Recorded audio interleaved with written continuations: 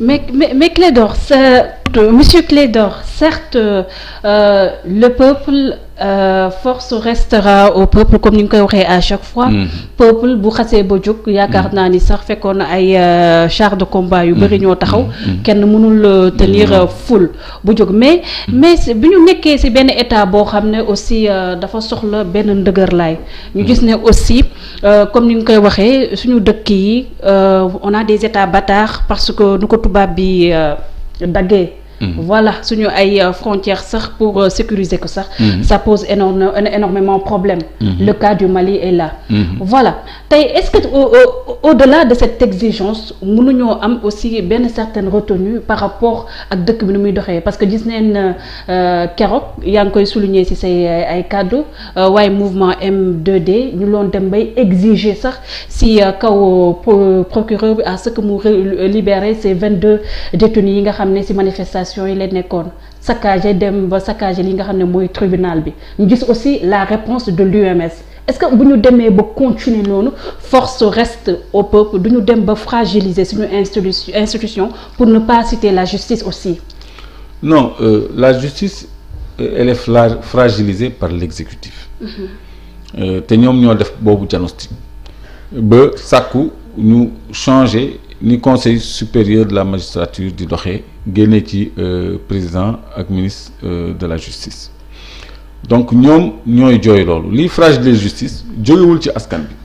saccage de tribunaux yi c'est un mouvement de colère boo xam ni épargné wul kenn. Il y a des maisons de responsables qui ont été également saccagées c'est des messages qui ont été adressés à beaucoup d'endroits. Donc fragilisation wu institution boobu yaakaaruma manifestation yi mën ko provoquer. On a seulement voulu protéger la liberté du juge d'instruire selon son intime conviction et non sous la pression. Mais il est évident que ñun li ñu bàyyi de justice pression populaire ak décision politique moo ñu bàyyi. Mais il faut savoir raison garder quand même bu yooyu yëpp. non attends te xam nga dëkk dina toll foo xam ne il faut que l'exécutif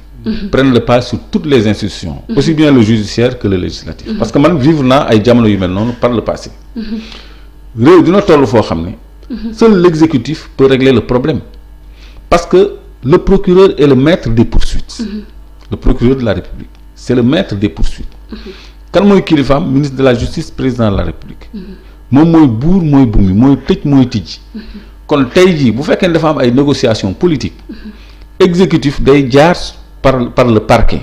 par le procureur qui a ses représentants partout au Sénégal il y a des substituts du procureur qui sont des représentants du procureur donc ñooñu ñooy appliquer les instructions de l'exécutif donc ce mal de la justice boobu ñuy jooy moom mooy posé wu en solution dans ce cas-ci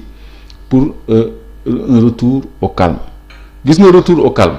ça vaut bien de sacrifice su dëkk bi amee fu mu toll parce que quand même demoon nañu bay waaj a dund vide institutionnel te loolu lu déstabilisant la ci dëkk donc jël ay mesures d'apaisement comme la libération des détenus fu ñu bàyyee nag ku mel ni Bougazelli fu ñu tànqamloo ku mel ni Aliou Dembourou Sow mais war nañu mën a bàyyi des jeunes en colère yi nga xam ni fii le président de la République génn ni je comprends le mal-vivre de la jeunesse que tous les blessés seront assistés les victimes seront indemnisées etc donc kooku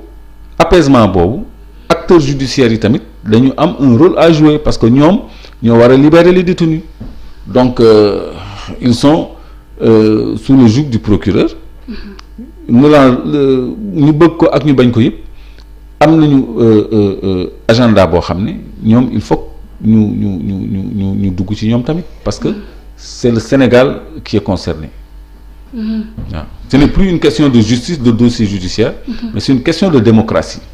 et de stabilité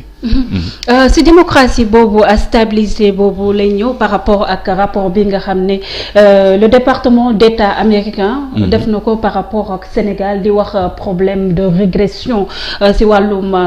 démocratie ak ay persécutions yu nga xam ne ñu ngi koy def si kaw yenn si opposition bi mais loolu dafa mel ni comme kii di Pape Sène mu fi toogal rek comité national des droits de l'homme ici au niveau du Sénégal loolu daf koo dàq ban lecture ngay def ci loolu. waaw mais c'est normal ku mel ni Pape Sène dàq ko parce que lui c'est l'avocat du régime donc même buy mbubboo une ONG c'est l'avocat du régime donc moom il est dans son rôle mais ce qui est constant mooy les Américains ils sont pas contre le régime ils sont pas avec l'opposition donc ñoom dañu am quand même benn neutralité surtout quand il s'agit du département d'État donc le département d'État mooy ministre affaires étrangères aux États-Unis donc ñoom chaque année dañuy produire benn rapport sur la démocratie et les libertés en général et ci rapport u ren bi à la lumière de ces événements dañuy wax ci Sénégal ni amul liberté de presse parce que presse bi régime bi moo ko contrôlé opposition bi amul ci accès ñoom ñooy nommé à la RTS au Soleil et cetera à l'APS presse publique bi dañ leen a réguler te lu ci bëri ñoom ñoo leen contrôler loolu du démocratie que opposants yi parfois dañ leen di sonal ci ay dossiers de justice loolu du démocratie police rôlam sax incriminé nañu sax dik ba tudd corruption dans la police et tout ça c'est un peu gênant par contre mais sur les problèmes de démocratie et de liberté ñoom dañu jàpp ni Sénégal dafa reculer foofu nag la ñu président Macky Sall tooñee foofu la revendication opposition bi amee tout son sens parce que quand même président Macky Sall dafa ñëw fekk fi un système démocratique qui marchait des cartes d'électeurs couplées avec des cartes d'identité qui marchaient cartes yooyu moo daaneel Abdou Diouf avec le même code électoral et le même système électoral il y avait la Sénat donc commission nationale commission nationale autonome commission électorale nationale autonome donc moom moo doon superviser élections yi il y avait un ministre délégué aux élections wala un ministre de l'intérieur apolitique boo xam ni dafa doon def consensus entre l'opposition et le pouvoir loolu moo daaneel Abdou Diouf après Ablaye Wade ñëw loolu moo ko réélire en 2007 moo ko daaneel aussi en 2012 élire Macky Sall est venu tout remettre en cause parce que xam na ni loolu système électoral buy dox la mu changer code électoral bi changer carte d'électeurs yi changer constitution bi dugal ay parrainage ba noppi jëfandikoo justice bi pour donc daf ñu delloo gannaaw xoolal tey jii front bi mu ngi négocier mu ngi nekkoon di négocier ak régime bi depuis 2020 ci lan processus électoral audit du fichier électoral parce que 2019 kenn gisul fichier électoral bi pour primo-votants yi ñu jot seen carte d'identité pour ñi nga xam ne seen carte d'identité dañ ci bind illégalement non inscrits sur les listes électorales alors que âge électoral 18 ans dañ la war a inscrire d'automaticité ñu bindal leen non inscrits sur les listes électorales ñuy xeex pour ñu inscrire ñooñu loolu c'est rétrograde dafa arriéré donc ci revendication yi nga xam ne depuis les années 80 la woon la ñu président Macky Sall delloo si tey jii sur la vitrine mondiale su fekkee ni dañu gis ni suñu démocratie dafa balafré wu dafa am ay fissures kooku c'est un mauvais service que le président Macky Sall nous a rendu te vraiment tooñ nañu parce que ayibal na suñu image taqal na suñu démocratie ci bëtu bitim réew te loolu sénégalais yi dañ ci am gàcc. ci vitrine mondiale boobu laa bëgg ñu ñëw monsieur Clédor waaye ñoom tamit dafa am ay ponk yoo xam ne aussi wala ay doxalin yoo xam ne ñoom dañ cee d'accord ci seen réew te ñun suñu réew suñu aada ak suñu cosaan wala sax suñu religion mayewu ko. déjà le professeur Cheikh Oumar Diagne ak kuréel bii ngeen bokk. am ngeen benn loi boo xam ne fas yéene ngeen ko taxawal. am dem ci chef religieux yu féetoo fii au niveau du Sénégal sax. dem pour ñu porter le combat. par rapport ak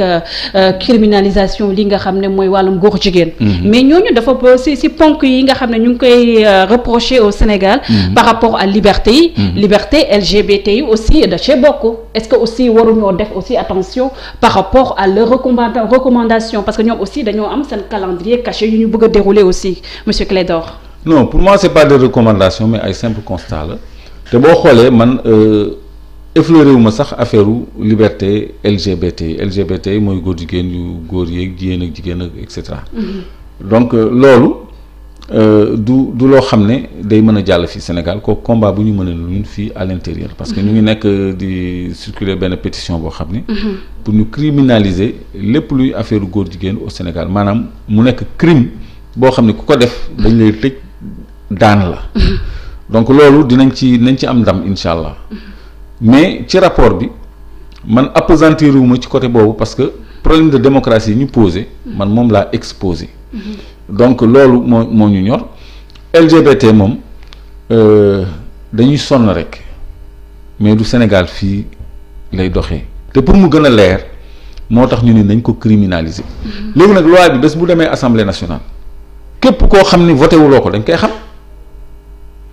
ku ni man du ma voté pour ñu criminaliser góor jigéen ñi yow yaa ngi leen di jàppale. loolu ñi ko sañ a def bu boobaa dañ leen xam du doon vote secret vote à main levée ñëpp gis ñi d'accord ak ñi d'accordul. loolu bu amee je crois que ñëpp ay voter cette loi pour góor jigéen ak LGBT mu nekk un crime au Sénégal parce que c'est des actes contre nature. Ça doit être sanctionné, c'est un crime. C'est interdit par toutes les religions, c'est interdit par toute morale, par toutes les sociétés. C'est interdit même par la nature. Donc loolu lu ñu war a réprimer la sans ménagement. Donc loolu amul benn tergiversation te gis nga Imam Ndao tegtal nañu sax yoon bi gën a gàtt. parce que li ñuy sonn ci pétition yëpp bu ñu demoon xalif généraux yi signé pétition bi ñu yóbbu ko assemblée rek dafay doy ñoom kese. parce que ñoom ñoo yore réew mi nag te wane nañ ko ci crise bi ñu jéggi nii donc loolu raccourci la boo xam ne dinañ ko examiner pour gagner du temps et aller très vite vers la criminalisation.